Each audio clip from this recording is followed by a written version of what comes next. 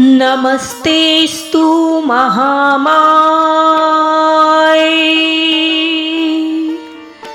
श्रीपीठे सुरपूजिते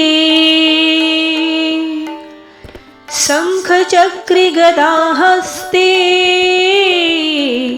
महालक्ष्मी नमस्तुते। प्रिय भक्तों, आज शुक्रवार है जो कि माता लक्ष्मी जी को पूरी तरह से समर्पित है और आज हम सुनेंगे माता लक्ष्मी का पौराणिक और पावरफुल मंत्र। प्रिय भक्तों, शास्त्रों में वर्णित है कि जब समुद्र मंथन हुआ तो अमृत कलश के साथ मां लक्ष्मी जी प्रकट हुई।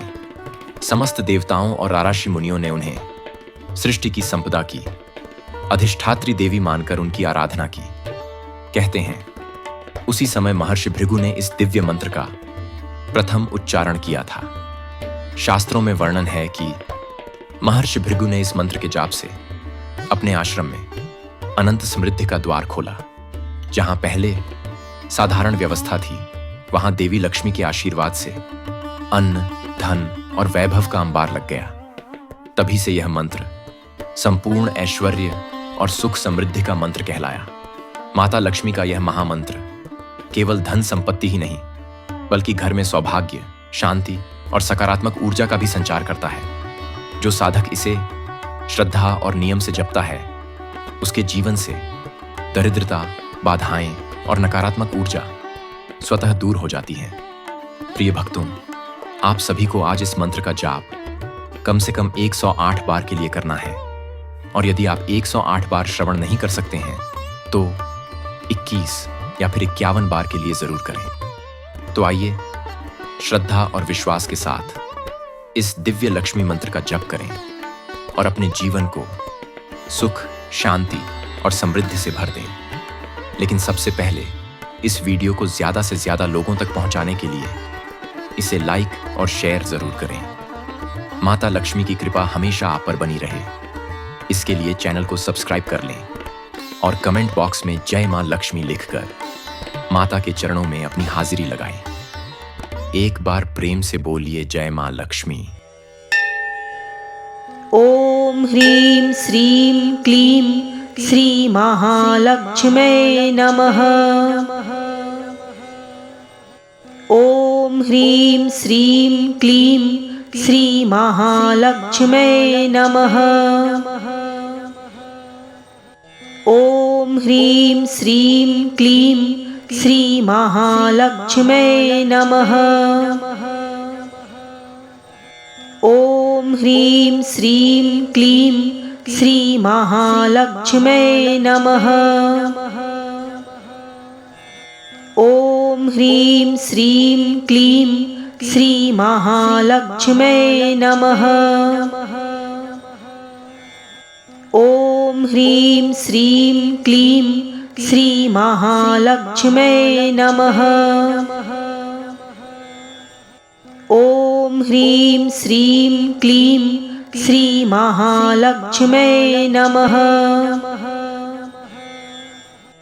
ओम ह्रीं श्रीं क्लीं श्री महालक्ष्म्यै नमः। ओम ह्रीं श्रीं क्लीं श्री महालक्ष्म्यै नमः। ओम ह्रीं श्रीं क्लीं श्री महालक्ष्म्यै नमः। ओम ह्रीं श्रीं क्लीं श्री महालक्ष्म्यै नमः। ओम ह्रीं श्रीं क्लीं श्री महालक्ष्म्यै नमः। ओम ह्रीं श्रीं क्लीं श्री महालक्ष्म्यै नमः। ओम ह्रीं श्रीं क्लीं श्री महालक्ष्म्यै नमः। ओम ह्रीं श्रीं क्लीं श्री महालक्ष्म्यै नमः। ओम ह्रीं श्रीं क्लीं श्रीमहालक्ष्म्यै नमः। ॐ ह्रीं श्रीं क्लीं श्रीमहालक्ष्म्यै नमः। ॐ ह्रीं श्रीं क्लीं श्रीमहालक्ष्म्यै नमः। ॐ ह्रीं श्रीं क्लीं श्रीमहालक्ष्म्यै नमः।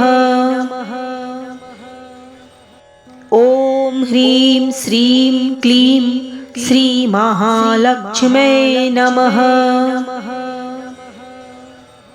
ॐ ह्रीं श्रीं क्लीं श्रीमहालक्ष्म्यै नमः।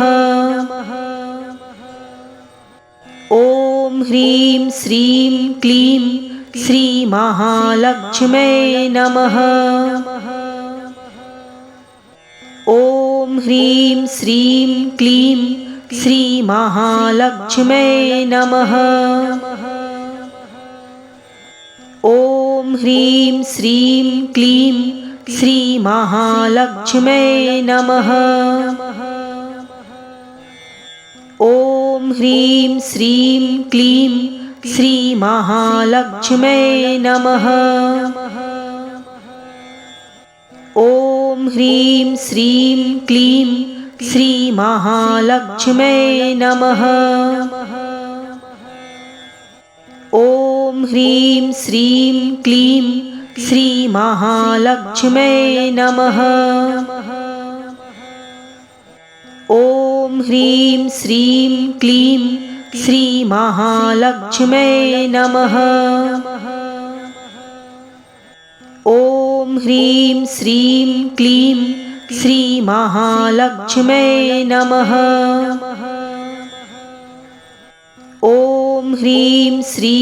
क्लीं श्रीमहालक्ष्म्यै नमः।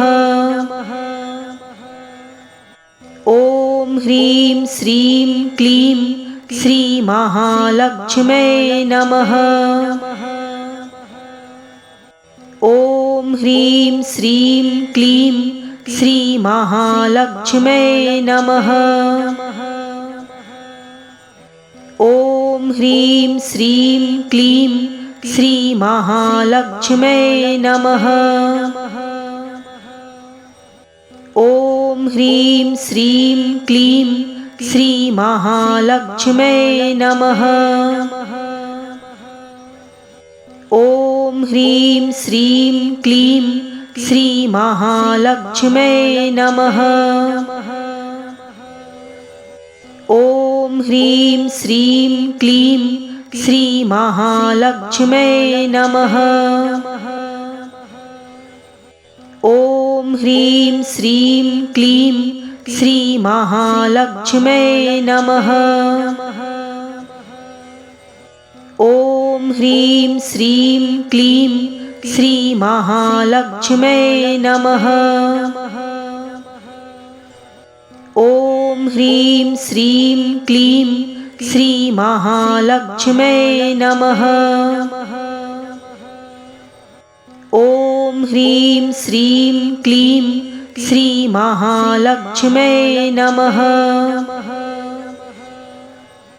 ॐ ह्रीं श्रीं क्लीं श्रीमहालक्ष्म्यै नमः। ॐ ह्रीं श्रीं क्लीं श्रीमहालक्ष्म्यै नमः। ॐ ह्रीं श्रीं क्लीं श्रीमहालक्ष्म्यै नमः। ॐ ह्रीं श्रीं क्लीं श्रीमहालक्ष्म्यै नमः। ॐ ह्रीं श्रीं क्लीं श्रीमहालक्ष्म्यै नमः। ॐ ह्रीं श्रीं क्लीं श्रीमहालक्ष्म्यै नमः। ॐ ह्रीं श्रीं क्लीं श्रीमहालक्ष्म्यै नमः। ॐ ह्रीं श्रीं क्लीं श्रीमहालक्ष्म्यै नमः। ॐ ह्रीं श्रीं क्लीं श्रीमहालक्ष्म्यै नमः। ॐ ह्रीं श्रीं क्लीं श्रीमहालक्ष्म्यै नमः। ॐ ह्रीं श्रीं क्लीं श्रीमहालक्ष्म्यै नमः। ॐ ह्रीं श्रीं क्लीं श्रीमहालक्ष्म्यै नमः।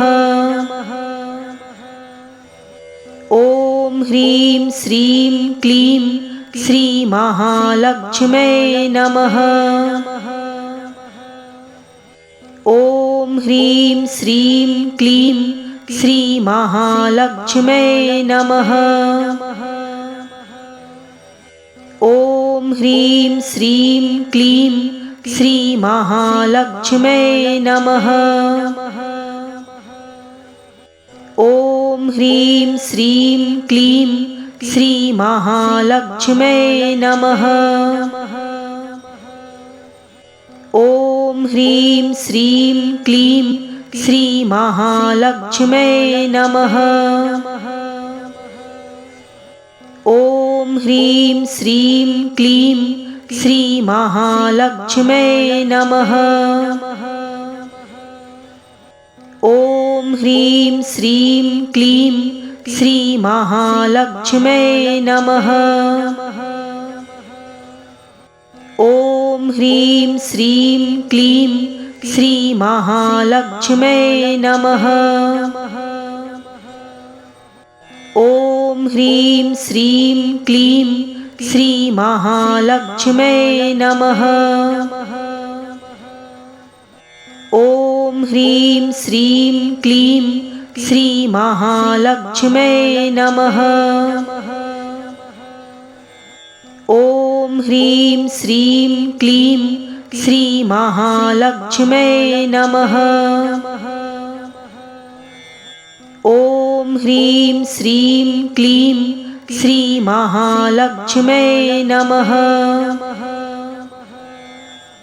ॐ ह्रीं श्रीं क्लीं श्रीमहालक्ष्म्यै नमः। ॐ ह्रीं श्रीं क्लीं श्रीमहालक्ष्म्यै नमः।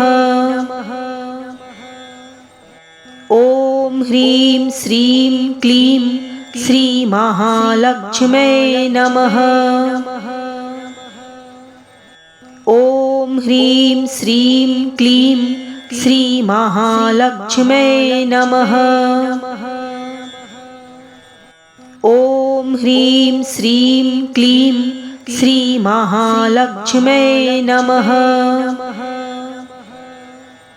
ॐ ह्रीं श्रीं क्लीं श्रीमहालक्ष्म्यै नमः। ॐ ह्रीं श्रीं क्लीं श्रीमहालक्ष्म्यै नमः। ॐ ह्रीं श्रीं क्लीं श्रीमहालक्ष्म्यै नमः। ॐ ह्रीं श्रीं क्लीं श्रीमहालक्ष्म्यै नमः। ॐ ह्रीं श्रीं क्लीं श्रीमहालक्ष्म्यै नमः। ॐ ह्रीं श्रीं क्लीं श्रीमहालक्ष्म्यै नमः। ॐ ह्रीं श्रीं क्लीं श्रीमहालक्ष्म्यै नमः।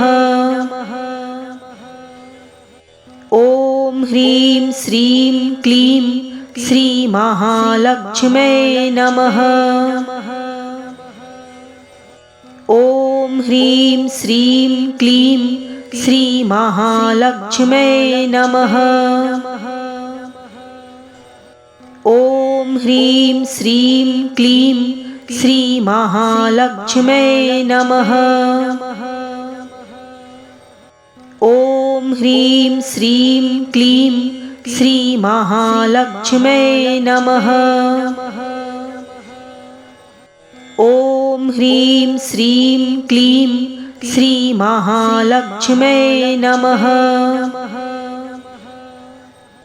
ॐ ह्रीं श्रीं क्लीं श्रीमहालक्ष्म्यै नमः।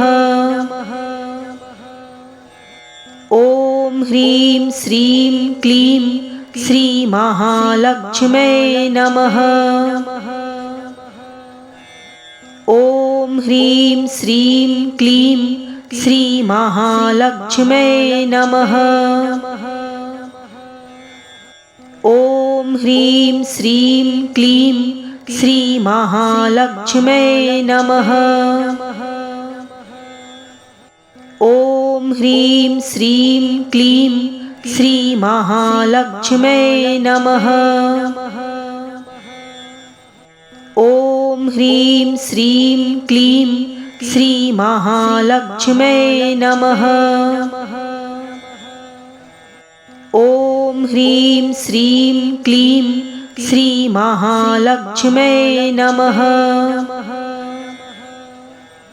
ॐ ह्रीं श्रीं क्लीं श्रीमहालक्ष्म्यै नमः। ॐ ह्रीं श्रीं क्लीं श्रीमहालक्ष्म्यै नमः। ॐ ह्रीं श्रीं क्लीं श्रीमहालक्ष्म्यै नमः। ॐ ह्रीं श्रीं क्लीं श्रीमहालक्ष्म्यै नमः। ॐ ह्रीं श्रीं क्लीं श्रीमहालक्ष्म्यै नमः। ॐ ह्रीं श्रीं क्लीं श्रीमहालक्ष्म्यै नमः। ॐ ह्रीं श्रीं क्लीं श्रीमहालक्ष्म्यै नमः। ॐ ह्रीं श्रीं क्लीं श्रीमहालक्ष्म्यै नमः। ॐ ह्रीं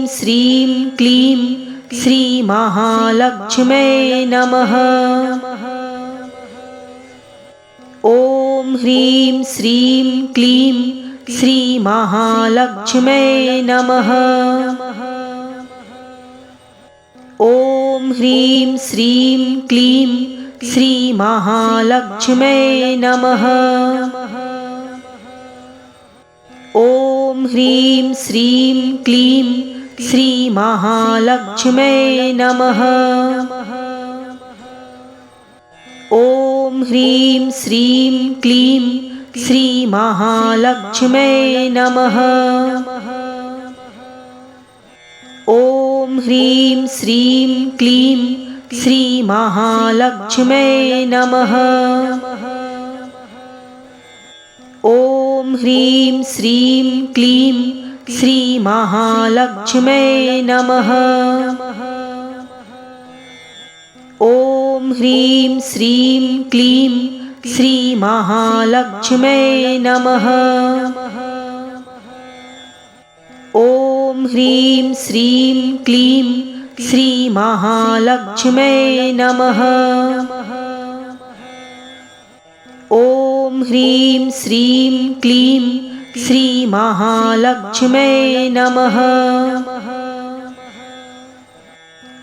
ॐ ह्रीं श्रीं क्लीं श्रीमहालक्ष्म्यै नमः।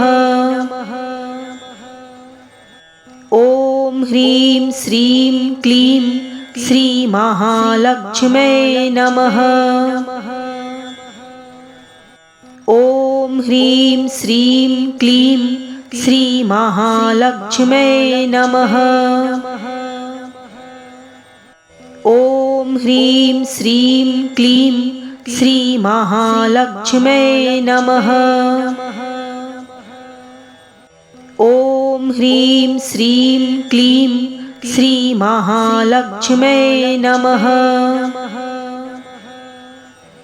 ॐ ह्रीं श्रीं क्लीं श्रीमहालक्ष्म्यै नमः।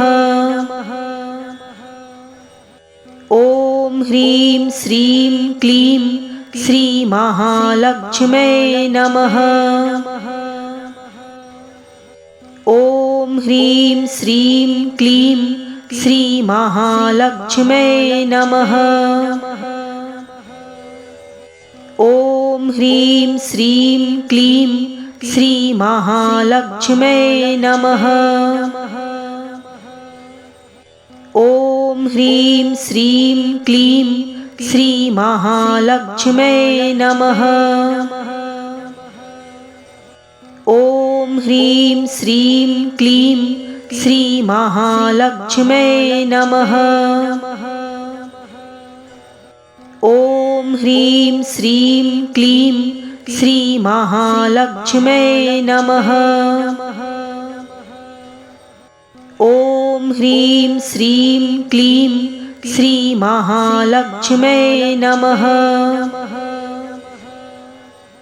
ॐ ह्रीं श्रीं क्लीं श्रीमहालक्ष्म्यै नमः। ॐ ह्रीं श्रीं क्लीं श्रीमहालक्ष्म्यै नमः।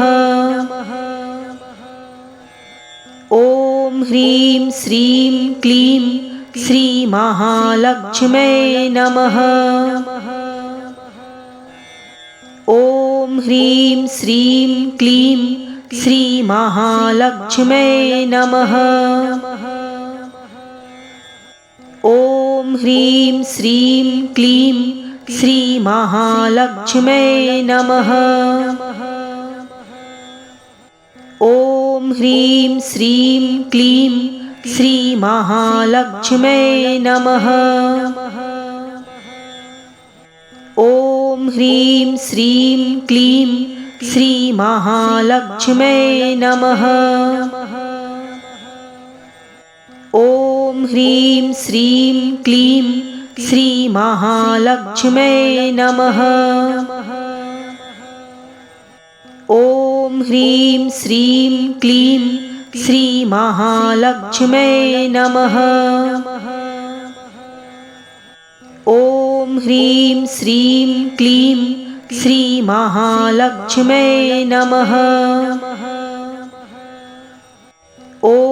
ह्रीं श्रीं क्लीं श्रीमहालक्ष्म्यै नमः। ॐ ह्रीं श्रीं क्लीं श्रीमहालक्ष्म्यै नमः। ॐ ह्रीं श्रीं क्लीं श्रीमहालक्ष्म्यै नमः। ॐ ह्रीं श्रीं क्लीं श्रीमहालक्ष्म्यै नमः। ॐ ह्रीं श्रीं क्लीं श्रीमहालक्ष्म्यै नमः। ॐ ह्रीं श्रीं क्लीं श्रीमहालक्ष्म्यै नमः। ॐ ह्रीं श्रीं क्लीं श्रीमहालक्ष्म्यै नमः। ॐ ह्रीं श्रीं क्लीं श्रीमहालक्ष्म्यै नमः। ॐ ह्रीं श्रीं क्लीं श्रीमहालक्ष्म्यै नमः। ॐ ह्रीं श्रीं क्लीं श्रीमहालक्ष्म्यै नमः। ॐ ह्रीं श्रीं क्लीं श्रीमहालक्ष्म्यै नमः। ॐ ह्रीं श्रीं क्लीं श्रीमहालक्ष्म्यै नमः। ॐ ह्रीं श्रीं क्लीं श्रीमहालक्ष्म्यै नमः। ॐ ह्रीं श्रीं क्लीं श्रीमहालक्ष्म्यै नमः। ॐ ह्रीं श्रीं क्लीं श्रीमहालक्ष्म्यै नमः। ॐ ह्रीं श्रीं क्लीं श्रीमहालक्ष्म्यै नमः। ॐ ह्रीं श्रीं क्लीं श्रीमहालक्ष्म्यै नमः। ॐ ह्रीं श्रीं क्लीं श्रीमहालक्ष्म्यै नमः। ॐ ह्रीं श्रीं क्लीं श्रीमहालक्ष्म्यै नमः। ॐ ह्रीं श्रीं क्लीं श्रीमहालक्ष्म्यै नमः। ॐ ह्रीं श्रीं क्लीं श्रीमहालक्ष्म्यै नमः। ॐ ह्रीं श्रीं क्लीं श्रीमहालक्ष्म्यै नमः। ॐ ह्रीं श्रीं क्लीं श्रीमहालक्ष्म्यै नमः। ॐ ह्रीं श्रीं क्लीं श्रीमहालक्ष्म्यै नमः। ॐ ह्रीं श्रीं क्लीं श्रीमहालक्ष्म्यै नमः। ॐ ह्रीं श्रीं क्लीं श्रीमहालक्ष्म्यै नमः। ॐ ह्रीं श्रीं क्लीं श्रीमहालक्ष्म्यै नमः। ॐ ह्रीं श्रीं क्लीं श्रीमहालक्ष्म्यै नमः। ॐ ह्रीं श्रीं क्लीं श्रीमहालक्ष्म्यै नमः। ॐ ह्रीं श्रीं क्लीं